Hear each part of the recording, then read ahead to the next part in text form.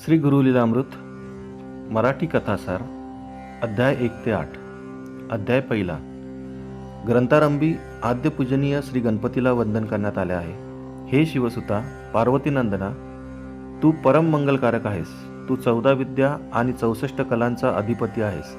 तू जगतवंद्य आहेस, विघ्नहर्ता आहेस. तुझ्या कृपाप्रसादाने भक्तांचे चित्त प्रसन्न होते. सर्व प्रकारची विघ्ने समूळ नष्ट होऊन कार्यसिद्धी होते. हे रंभ लंबोदरा, हे गजानना विद्यासागरा, मी तुला शरण आहे. तरी मजवर कृपा करून हे ग्रंथकार्य सिद्धीस नेणे हीच तुझ्या चरणी नम्र प्रार्थना आहे. आरंभ देवता श्री गणपती देवतेला वंदन केल्यानंतर ग्रंथकर्ता विद्यादात्री शारदेला वंदन करताना म्हणतो की जिच्या कृपेने प्रतिभेला स्फुरण येते त्या सरस्वती भगवतीला मनपूर्वक नमस्कार असो. हे माते हंसवाहिनी, हे प्रेमळे विनाधारिणी, तुझ्या कृपेने सर्व प्रकारचे अज्ञान नाहीसे होऊन अंतकरणात ज्ञानसूर्याचा उदय होतो. ग्रंथ, काव्य, शास्त्र, पुराणे ही सर्व तुझ्याच प्रेरणेची फलश्रुती आहेत. तू चारही वाणींची अधिष्ठात्री आहेस. तू सकळ कल्याण करती आहेस आणि तुझे महात्म्य अगाध आणि अपरंपार आहे. म्हणूनच माझ्यावर कृपा करून या ग्रंथकार्यास सहकार्य कर. हेच लढीवाळ मागणे तुझ्यापाशी मागत आहे. आता अर्थातच सद्गुरू श्री स्वामी समर्थांना नमस्कार असो. हे सद्गुरुनाथा दत्तात्रेया, तुम्ही स्वयं पूर्ण ब्रह्म आहात. अनंत कोटी ब्रह्मांडाचे नाथ आहात. भक्तवत्सल आहात. अघटित लीला करून तुम्ही आजवर असंख्य जड जीवांचा उद्धार केला आहे. हंस, परमहंस, मुमुक्षु, साधक, मुक्त आदी आपल्याच चरणांची अखंड सेवा करतात. हे करुणासागरा, दुष्ट दुर्जनांचे निर्दारण करून साधूंचे, संत सज्जनांचे रक्षण करणे, सनातन धर्माची पुनर्स्थापना करणे, लोकांना सन्मार्गावर आणून वर्णाश्रमांची गडी बसवणे, सदाचारी लोकांचे सर्वार्थाने हित करणे, यासाठी तुम्ही युगानुयुगे अवतार घेतले आहेत. हे प्रभो, कलियुगामध्ये जागोजागी घोर दुराचरण होऊ लागले आहे. तेव्हा श्रीपाद श्रीवल्लभांचे रूप घेऊन तुम्ही लोकांना सद्वर्तनी केलेत. पुढे श्री नृसिंह सरस्वतींच्या रूपाने यतिवेश धारण करून लोकांना सद्धर्म व नीतिधर्माचा उपदेश करून त्यांचा उद्धार केलात. भारतभर भ्रमण करून अपार तीर्थे हिंडून शेवटी सोलापुरातील अक्कलकोट क्षेत्री 21 वर्षे वास्तव्य करून जगत उद्धाराचे महान कार्य केलेत. तेथील तुमच्या लीलांचे यथार्थ निरूपण पुढे होणारच आहे. ज्या लीलांच्या श्रवण पठणाने सर्वसामान्यांच्या भवभयाचा, दुःख संकटांचा समूळ उच्छेद होईल, त्या असंख्य लीलांनी भरलेल्या या गुरुलीलामृत ग्रंथाच्या प्रारंभी तो यथारूप पूर्णत्वात जावा, यासाठी मी आपणास पुनर्पुनर विनंती करीत आहे, आर्जव करीत आहे. हे आपले महत्त्व कार्य आपणच कृपाळूपणे पूर्वत्वास न्या. अनादी, अपौरुषेय, स्वयंभू व साक्षात नारायण स्वरूप असे वेद ज्यांनी लोककल्याणार्थ आपले आयुष्य वेचले, असे पथदर्शक व्यास, वसिष्ठ, भृगु, पराशर, अत्री, विश्वामित्र, भारद्वाज, मरीची आदी सर्व ऋषीश्रेष्ठ, सर्व दिशा, सर्व दिक्पाल, पंचमहाभूते, विद्यारण्य, शंकरानंद, श्रीधरादी संस्कृत टीकाकार, कालिदास, जय देवादी श्रेष्ठ कवी नवनाथ, निवृत्ती, ज्ञानदेव, सोपान, मुक्ताबाई आदी संतश्रेष्ठ, सर्व देवतीर्थक्षेत्र यांना नमस्कार. आपल्या आशीर्वादाने हे ग्रंथकार्य सफल हो, हीच आपल्या सर्वांच्या चरणी नम्र विनंती. श्री स्वामी समर्थ. जय जय स्वामी समर्थ. श्री गुरुलीलामृत कथासार अध्याय 2. शिष्य सद्गुरूला म्हणाला, गुरुवर्य, गुरुपरंपरा आणि तिचे मूळपीठ यांविषयी सांगण्याची कृपा करावी. त्यावर श्री गुरु म्हणाले, सृष्टीपूर्वी एकमेव सनातन परब्रह्मच होते. त्यातून माया, अहंकार, महत्त्व, प्रकृतीचा विस्तार होऊन पिंड ब्रह्मांडाची उत्पत्ती झाली. रजोगुणापासून निर्माण झालेला ब्रह्म सृष्टीची उत्पत्ती करू लागला. सद्गुणापासून निर्माण झालेला विष्णू सृष्टीचे पालनपोषण करू लागला. तर तमोगुणापासून निर्माण झालेला शंकर त्या सृष्टीचा संहार करू लागला. सृष्टी निर्मितीसाठी विधात्याने 7 मानसपुत्र निर्माण केले. ते ऋषी होत. अत्री हे त्यातील एक ऋषी. ते महातपस्वी व पुण्यवान होते. त्यांची पत्नी अनुसूया ही एक थोर पतिव्रता होती. ती अतिशय सुंदर होती आणि पतिसेवेला नित्य तत्पर असायची. पूर्वी अत्री ऋषींनी अनसूयेसह कुलाद्री पर्वतावर पुत्रप्राप्तीसाठी 100 वर्षे घोर तपश्चर्या केली होती. तेव्हा त्यांचे तप पाहून प्रसन्न झालेल्या ब्रह्मा, विष्णू, महेशांनी त्यांना तुला लोकविख्यात व ज्ञानवंत पुत्र होतील असा वर दिला होता. त्रयमूर्तींचे दर्शन होऊन तपसार्थकता झाली, म्हणून ती उभयता आपल्या आश्रमी परतली आणि आनंदाने कालक्रमणा करू लागली. पूर्वी नारदानेही मनोवांछित फलप्राप्तीसाठी घोर तप केले होते. तेव्हा प्रसन्नचित्त विष्णूंनी त्यास इष्टवर मागण्यास सांगितले. तेव्हा नारद म्हणाला, मला विशुद्ध सत्वरूपाचे नित्यदर्शन व्हावे. तेव्हा विष्णू म्हणाले, पुढे ब्रह्मा विष्णू महेश्वर हे तिघे एकत्र होतील, तेव्हा तुझी ही इच्छा पूर्ण होईल. ते ऐकून नारदास अत्यानंद झाला. कालांतराने एके दिवशी नारद कैलासात गेले. त्यांना पाहून पार्वती, लक्ष्मी व सावित्री तिघींना खूप आनंद झाला. त्यांनी नारदांची पूजा केली व म्हणाल्या, हे नारदा, तू त्रिभुवनात संचार करतोस, तेथे आमच्यासारख्या पतिव्रता आहेत काय? हे ऐकून नारदांनी त्यांना सांगितले, अत्री पत्नी अनुसूया ही नावाप्रमाणेच असूयाविरहित आहे. ती अहोरात्र पती समवेत मग्न असते. अखिल ब्रह्मांडात तिच्यासारखी साक्षात्कारी साध्वी नाही. तिच्या दर्शनाने सर्व चराचर पावन होते. त्यामुळे ती प्रतिवता शरोमणी शोभते. अनुसूयेचे गुणगान ऐकून पार्वती, लक्ष्मी आणि सावित्री या तिघींची मोठी निराशा झाली. त्यांची अवस्था पाहून ब्रह्मा, विष्णू, महेश या तिघांना मोठे नवल वाटलं. त्यांनी आपापल्या पत्नींची कशीबशी समजूत काढली. त्यानंतर ते तिघेही ब्राह्मणांचे रूप घेऊन अत्रींच्या आश्रमात गेले.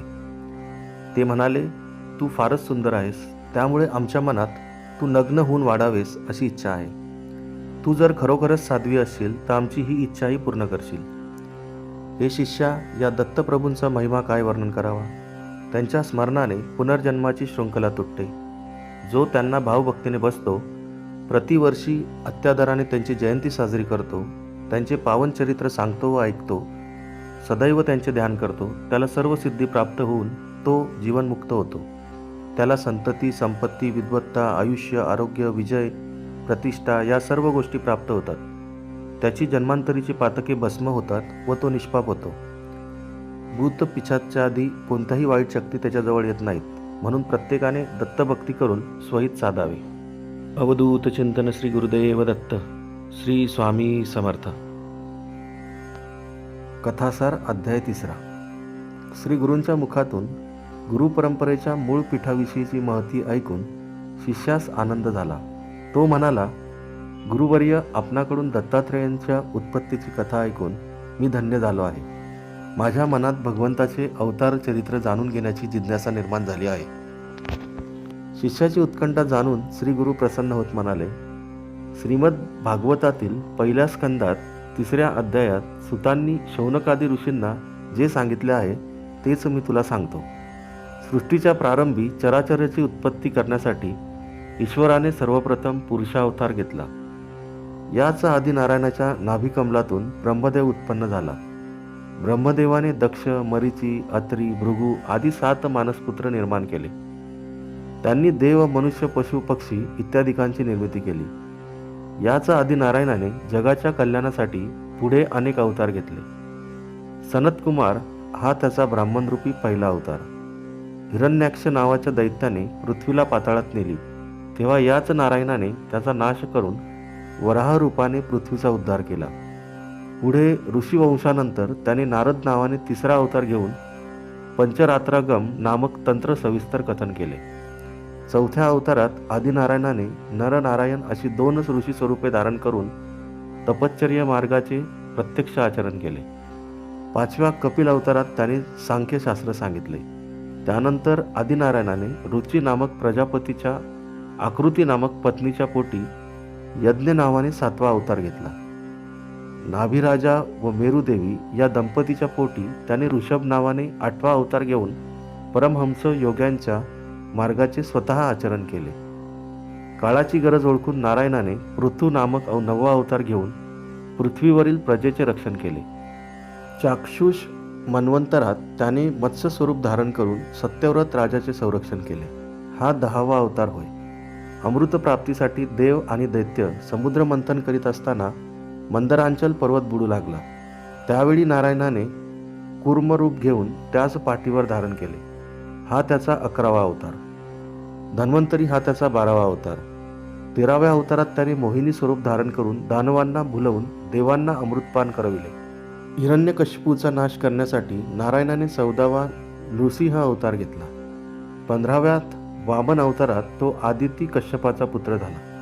त्याने बलीस पाताळात धाडले. 16व्या अवतारात जमदग्नी रेणुकापुत्र परशुराम होऊन त्याने पृथ्वी 21 वेळा निक्षत्रिय केली. पराशर सत्यवतीच्या पोटी त्याने व्यासरूपाने 17वा अवतार घेतला. श्री रामचंद्र हा त्याचा 18वा अवतार. द्वापर युगात त्याने 19 आणि 20 हे 2 अवतार एकाच वेळी धारण केले. श्रीकृष्ण आणि बलराम या रूपात यादव वंशात जन्म घेऊन त्याने अद्भुत लीला दाखवली. पुढे कलियुगामध्ये दानव देवांचा द्वेष करू लागले, तेव्हा भगवंताने गयेमध्ये 21वा बुद्धावतार घेतला. कालांतराने कलियुगाच्या अंती जगतपालक आदिनारायण लोकांच्या कल्याणासाठी कल्की नामक अवतार घेईल. हे शिष्या या अवतारांच्या जयंत्या भक्तिपूर्वक साजऱ्या कराव्यात. या दिवशी उपोषण, भजन, पूजन, पुराण पठण, कीर्तन श्रवण, ब्राह्मण भोजन व दानधर्म केल्याने महत्पुण्य लाभते. अवधूत चिंतन श्री गुरुदेव दत्त. श्री स्वामी समर्थ. श्री गुरुलीलामृत कथासार अध्याय 4. दत्ताचे पूर्ण अवतार म्हणून ज्या अलौकिक विभूतींची प्रसिद्धी आहे त्यात श्रीपाद श्रीवल्लभ यांना दत्ताचा प्रथम अवतार मानले जाते. श्रीपाद श्रीवल्लभ इसवी सन 1320 ते 1350 पर्यंत कार्यरत होते. गुरुचरित्रातील 5 ते 10 या अध्यायात त्यांची संक्षेपाने माहिती देण्यात आलेली आहे. अश्विन वद्य 12 सन 1350 या दिवशी ते गंगेमध्ये अदृश्य झाले. त्यानंतर दत्ताचा दुसरा अवतार म्हणून श्री नृसिंह सरस्वतींचे नाव घेतले जाते. त्यांचा जन्म वराड प्रांतातील कारंजा गावी पौष शुद्ध द्वितीयेस इसवी सन 1378 मध्ये झाला. आपले जीवनकार्य पूर्ण होताच ते बहुधान्य नामक संवत्सरात गाणगापुराहून श्रीशैल्य पर्वतावर जाण्यास निघाले आणि तेथे असणाऱ्या कर्दळी वनात गुप्त झाले. कर्दळी वनात श्री नृसिंह सरस्वती किती काळ होते हे समजण्यास काहीच साधन नाही. श्रीशैल्यावरून निघून संचार करीत ते गंगेच्या उत्तरेस असलेल्या एका घनदाट अरण्यात आले आणि त्या स्थानाचे पावित्र्य जाणून तेथे समाधी लावून बसले. अशी 300 वर्षे लोटली. या कालावधीत मुंग्यांनी त्यांच्या देहाभोवती एक प्रचंड वारूळ केले होते. पुढे त्यांच्या प्रकट होण्याची मंगल वेळ आली तेव्हा एक लाकूडतोड्या त्या वारुळापाशी आला. त्यावेळी त्याने लाकडे तोडण्यासाठी म्हणून जो कुऱ्हाडीचा घाव घातला तो वारुळावर बसून समाधी स्थितीत विराजमान असलेल्या नृसिंह सरस्वतींच्या मांडीवर बसला. त्या घावाने जखम झाली पण रक्त आले नाही. पण त्याने आपले काम चोख बजावले, कारण त्या योगे श्री नृसिंह सरस्वतींची प्रदीर्घ समाधी उतरली आणि ते वारुळाबाहेर आले. तो प्रकार पाहून तो लाकूडतोड्या भयभीत होऊन त्यांची क्षमा मागू लागला. तेव्हा करुणासागर श्री नृसिंह सरस्वतींनी त्याला क्षमा करून त्याचा इहपरत्र उद्धारही केला. अशा प्रकारे त्या वारुळातून जे नाट्यमयरित्या बाहेर आले ते नृसिंह सरस्वती म्हणजेच आपले चरित्रनायक श्री स्वामी समर्थ होत. दत्ताचेच अवतार असलेले श्री नृसिंह सरस्वती हे कर्दळी वनात गुप्त झाले हे सर्वश्रुत आहे. स्वामींच्या चरित्रामध्ये एका पारशी गृहस्थाच्या प्रश्नाला उत्तर देताना आम्ही कर्दळी वनातून निघालो असे सांगितल्याचा उल्लेख आहे. नंतरच्या आपल्या भ्रमण यात्रेविषयी सांगताना त्यांनी कसा कसा प्रवास केला तेही सांगितले आहे. वेगवेगळ्या ठिकाणी ते वेगवेगळ्या नावांनी ओळखले जात असत. दक्षिणेस ते श्री स्वामी समर्थ या नावाने प्रख्यात झाले. याच अध्यायामध्ये आपल्या परिभ्रमणाविषयी सांगताना श्री स्वामी समर्थ महाराजांच्या ज्या काही लीला चमत्कारांचे वर्णन करण्यात आले आहे त्यामध्ये हिमालय परिसरामध्ये श्री स्वामी महाराजांची चेष्टा टवाळी करणाऱ्या एका चिनी दाम्पत्यास त्यांनी कसे शासन करवले याचे वर्णन आहे. त्यात त्या चिनी पुरुषाचे स्त्रीमध्ये तर चिनी स्त्रीचे पुरुषामध्ये रूपांतर झाले. अखेर हे दाम्पत्य माफी मागीत श्री स्वामींना शरण गेल्यावर मगच श्री स्वामी महाराजांनी त्यास मूळ रूप प्रदान केल्याची हकीकत सांगितली आहे. याच हिमालयातील वास्तव्यादरम्यान एका हरिण बालकास त्याच्या मागे लागलेल्या शिकाऱ्यांपासून श्री स्वामी महाराजांनी कसे वाचवले आहे ही कथा असून एक हरिण जोडप्याचा श्री स्वामींनी कसा उद्धार केला याची कथा दिलेली आहे. श्री स्वामी समर्थ. जय जय स्वामी समर्थ. श्री गुरुलीलामृत कथासार अध्याय 5.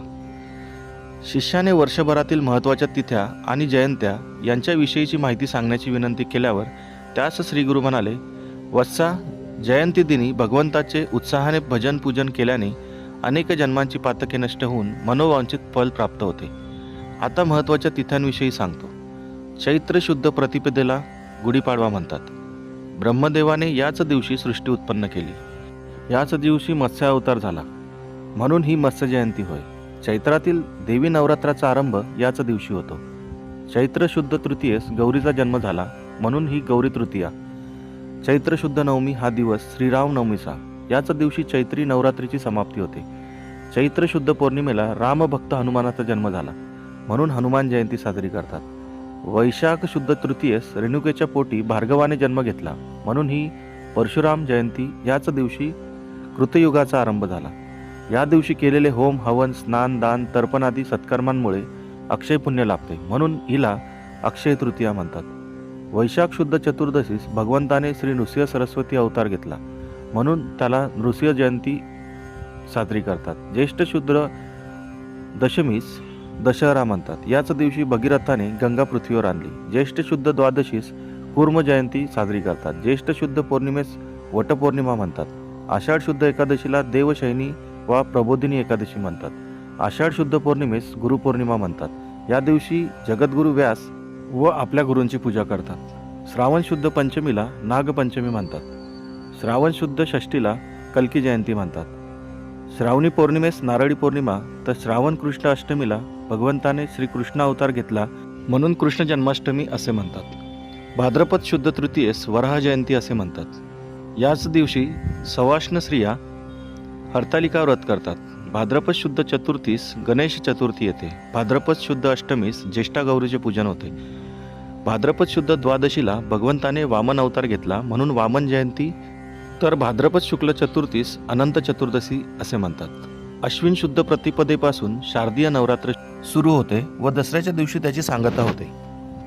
अश्विन शुद्ध दशमी म्हणजेच विजयादशमी वा दसरा. याच सायंकाळी बौद्ध जयंती साजरी करतात. अश्विन वद्य चतुर्दशी ही नरक चतुर्दशी. याच दिवशी अभ्यंग स्नान करतात, दीपोत्सव करतात. अश्विन वद्य अमावस्येला लक्ष्मीपूजन करतात.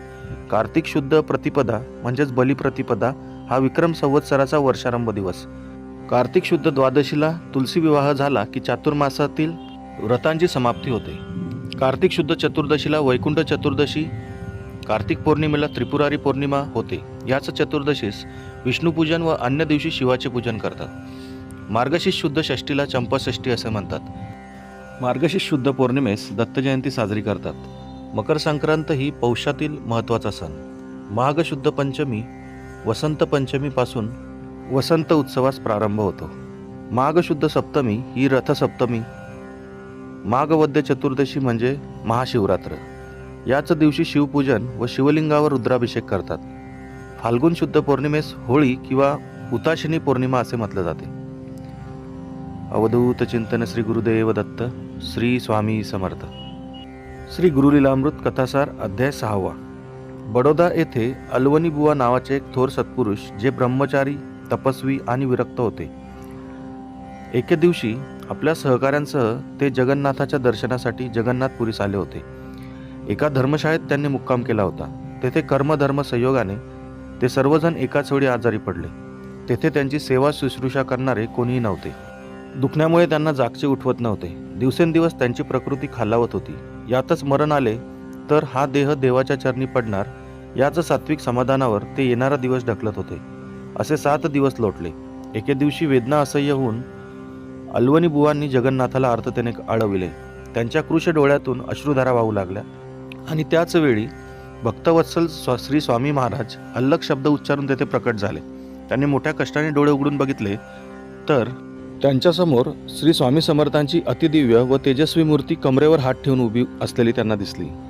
त्यांची गलित गात्र अवस्था पाहून श्री स्वामींनी सर्वांच्या मस्तकी वरद हस्त ठेवला.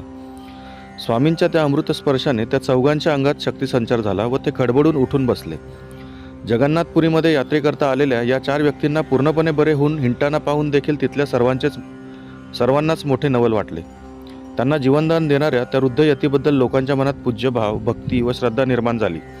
लोकांना ते अवतारी महात्मा वाटू लागले.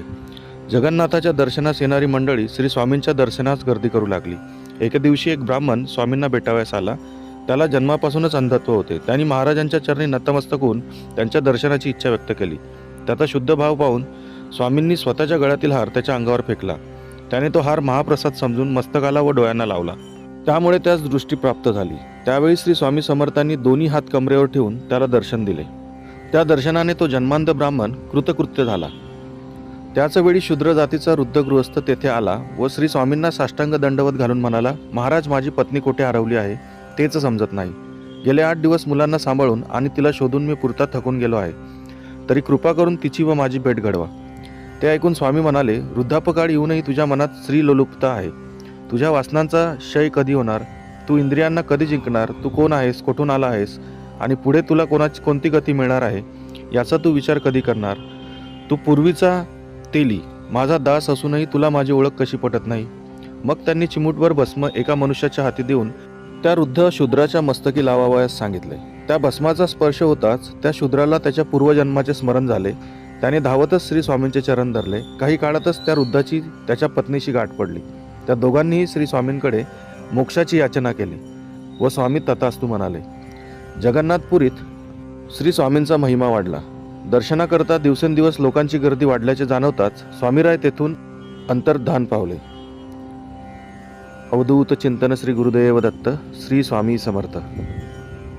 श्री गुरुलीलामृत कथासार अध्याय 7. श्री गुरु म्हणाले, हे शिष्या, आपल्या मनात गुरूंविषयी संशय नसावा. चित्त शुद्ध असावे.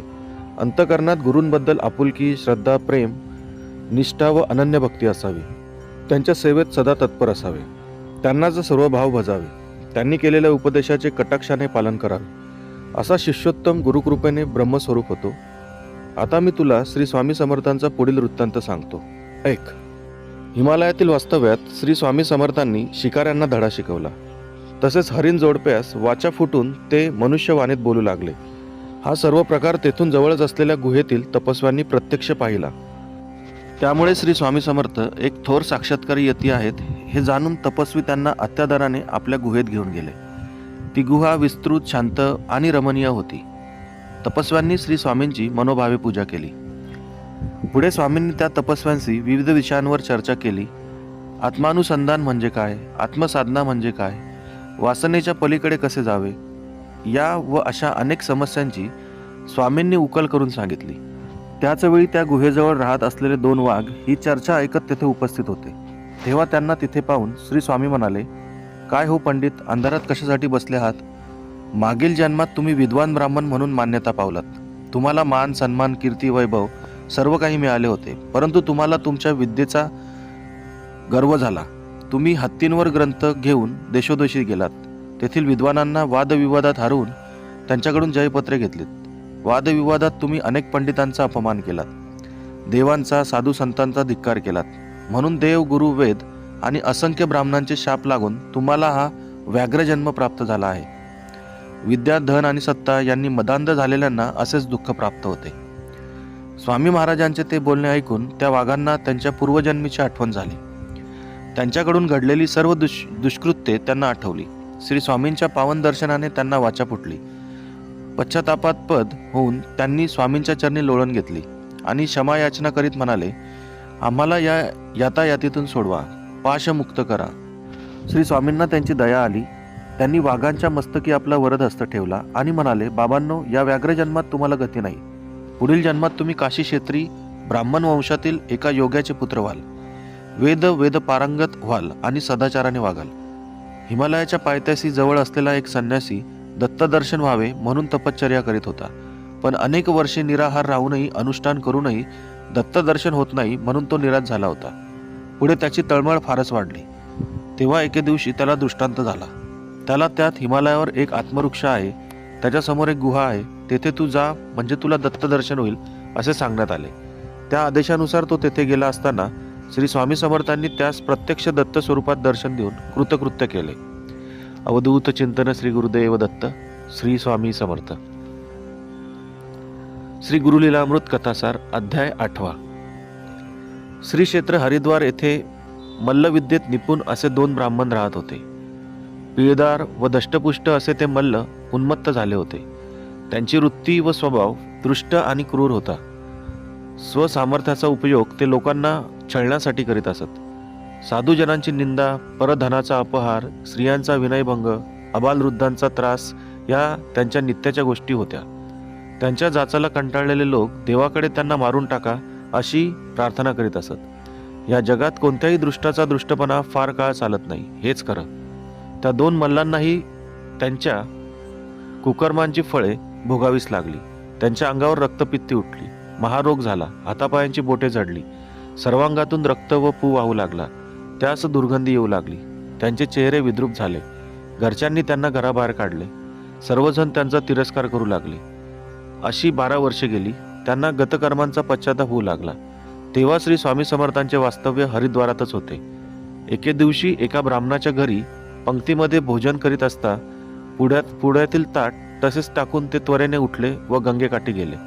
तेथे व्याकुळ होऊन पडलेल्या त्या रोगग्रस्त मल्लांची अवस्था पाहून श्री स्वामींना त्यांचा कळवळा आला. स्वामींनी त्या दोघांकडे कृपादृष्टीने पाहत चरणकमलांनी त्यांस स्पर्श केला. तो काय आश्चर्य! त्या दोघांची व्याधी समूळ नष्ट झाली व त्यांचा देह पूर्ववत झाला. उर्वरित काळ भगवत सेवेत घालवण्यास सांगून श्री स्वामींनी त्यांचा उद्धार केला. यावेळी गंगेच्या काठावर उपस्थित असलेल्या गर्दीमध्ये एक कुत्सित ब्राह्मणही होता. त्याने महाराजांना प्रश्न केला, काय हो, आपण कोण, कोठून आलात? आणि असे अनेक प्रश्न ते विचारणारच तो श्री स्वामींनी भेदक नजरेने त्याच्याकडे पाहिले. तसा तो गप्पच बसला. मनात इच्छा असूनही त्याला एकही प्रश्न विचारण्याची हिंमत झाली नाही. श्री महाराज म्हणाले, तू माझी चौकशी करू नकोस. तुझ्या प्रश्नांची उत्तरे मी सवडीने देईल. तत्पूर्वी तुझे एक यतिवृत्त ऐक. तू पूर्वजन्मी हस्तिनापुरास राहणारा व्याध. तू मद्यपी व मदांध होतास. तू असंख्य जीवांच्या हत्या केल्यात, परद्रव्य लुटलेस, परश्री गमन केलेस. तुझ्या हातून जी पापं घडली त्यांबद्दल तुला देशातून हद्दपार करण्यात आले. दुसऱ्या प्रांतातही तू असंख्य कुकर्मे केलीस, म्हणून तुझे नाक कापून डोळेही फोडण्यात आले.